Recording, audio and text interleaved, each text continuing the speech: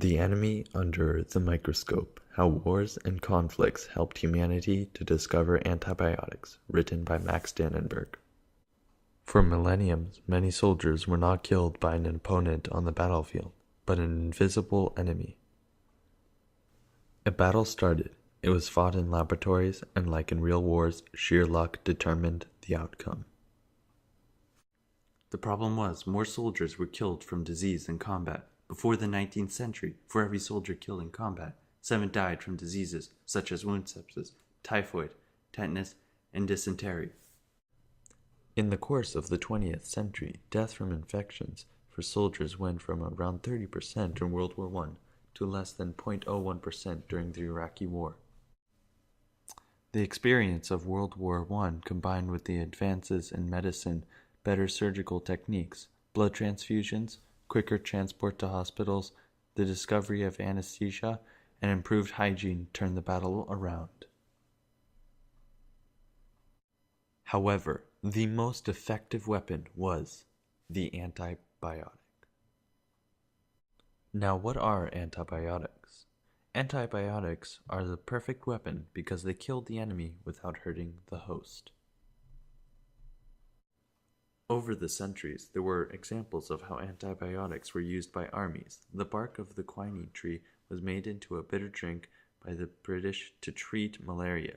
These soldiers refused to drink it until it was mixed with gin, creating the gin and tonic. Syphilis has always been a problem for every European army.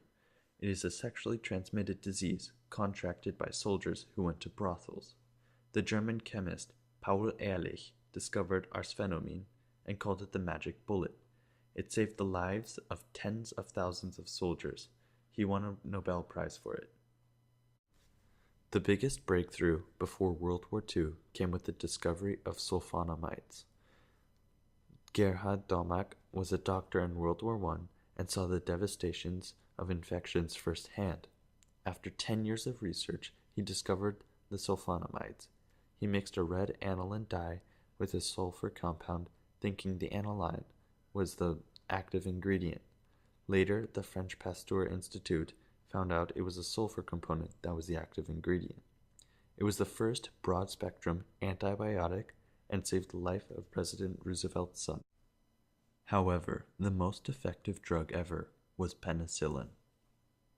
Alexander Fleming discovered that a substance produced by a fungus killed bacteria. He called it penicillin. It was difficult to produce in large quantities until the end of World War II. It turned out to be the most successful antibiotic ever. Penicillin deactivates a bacterial enzyme, which leads to the destruction of the bacterial cell wall. Penicillin was so rare that doctors would reuse the urine to recycle the drug. Penicillin was overprescribed and bacteria soon developed resistance. However, it saved the lives of millions of soldiers. But scientists now know how to kill bacteria, and it triggered the development of new antibiotics. Nowadays, penicillin has been replaced by a newer generation of antibiotics. There is a lesson to be learned. Even the best drugs can become ineffective. Bacteria are a living organism. They are constantly evolving and becoming more resistant. Our overuse can turn a miracle drug like penicillin into a drug that no longer works. This is a story of how antibiotics saved the lives of many soldiers.